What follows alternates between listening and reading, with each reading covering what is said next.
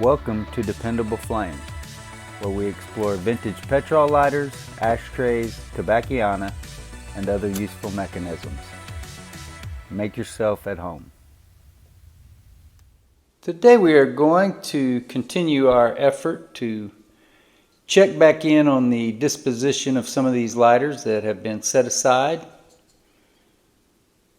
Took a couple of weeks off here early in the month. And there are several of these lighters that I'm just ignorant of exactly where I left them, whether they are ready for me to take pictures or whether they might still need a little bit of work. And then some of them are like this piezoelectric butane lighter, which I will not be selling, but simply a curiosity that I have been carrying around for my own personal use. Still seems to be lighting. Does not light every time that you push the button. It also seems as though the flame is waning here and there, growing at other times. You can see it right here as we speak. Perhaps that is running out of fuel, and that's sort of what I'm hoping, that I will be able to fuel this lighter up here on camera. Perhaps even have it run out of fuel on camera. That lighter is not heating up or anything. Doesn't feel hot at all. After holding that for so long, you can see that that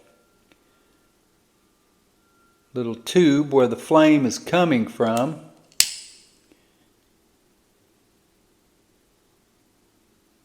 is sort of set off by itself there. And while the flame is surely making contact with the sides here that form the windscreen, I believe that this is a very thin aluminum and it's just not heating up. So that's really cool, very nice to know.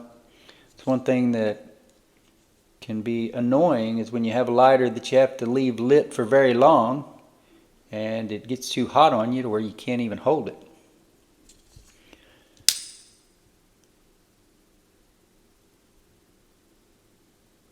That is interesting how long this flame is burning.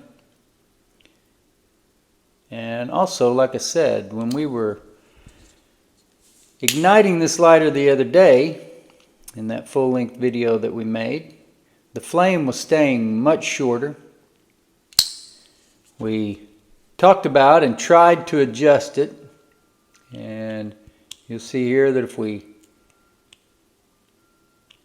turn it all the way down, that's where it's already at, it's all the way down. If you turn it up, or at least when we turned it up last week, well, turned that up a little bit there and it did work. Just turned it up just a hair, so that's good to know. See if we can turn it up another hair.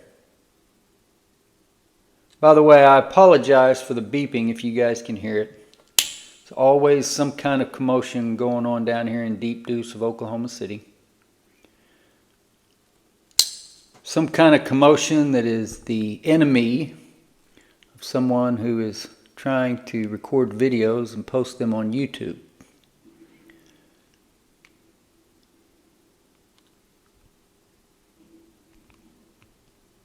So if we turn it all the way up,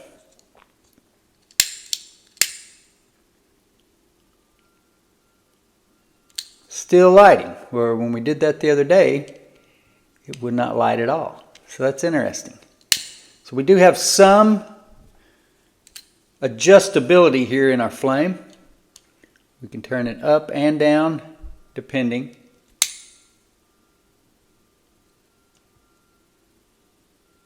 That all the way up is way too much.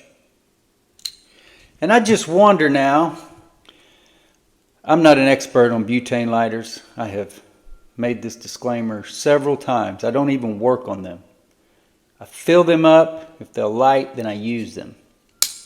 And I do like using them because if they'll hold gas, then you don't have to worry about evaporation. This soft yellow flame on this would be great for lighting joints.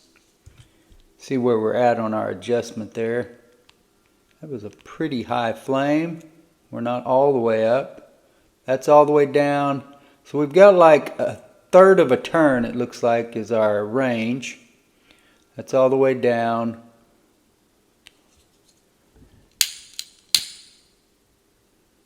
That would be a pretty big flame, but that would obviously be one that I could suck down in a pipe as well, I think. We'll go ahead and turn this down a little bit. Well, now I think I've been turning this the wrong way. I have. So I was saying that was the highest.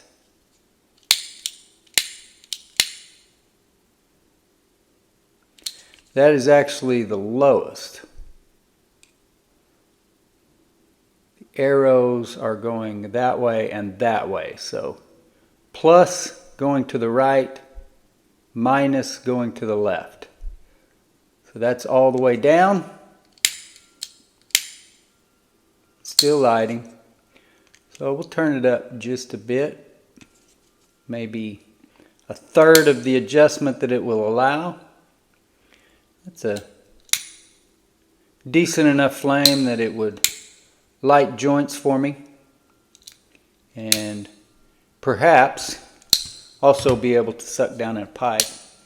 But I wonder, I did not fuel this lighter. It is igniting and burning way better than it has been. One thing I noticed when I started using this vector butane, at that time, I had been primarily using Ronsonol or Zippo butane. When I started using the vector, some of the lighters that I had been filling with the Ronson butane, it was obvious that this vector butane was coming out of the burner valve with much more force. I don't know exactly if that even makes sense. I know the butane is compressed, so I don't know if that has something to do with the compressed nature of it. I don't know if it has something to do with the fact that the Ronson butane, I'm not even sure if it advertises that it has been refined, whether it has been filtered, whether it has been purified. Those are all terms that you hear. But the vector butane says filtered 14 times. The neon says quintuple refined. And those are the only two that I've used recently. But I wonder whether my initial filling of this, and it could have been with the vector, I think it was with the neon, but not positive, but whether or not there might have been too much gas in it, and that some of that gas being released as we have lit it here on camera, as we have used it here and there around the headquarters, and then tinkered with the adjustment here today. Very telling and very interesting to me to see this lighter working much better. So I will put this to use, continue to put it to use, and let you know how the lighter is behaving, whether it is a useful, reliable, dependable lighter, or just some other useful mechanism that we can be curious about. Until next time.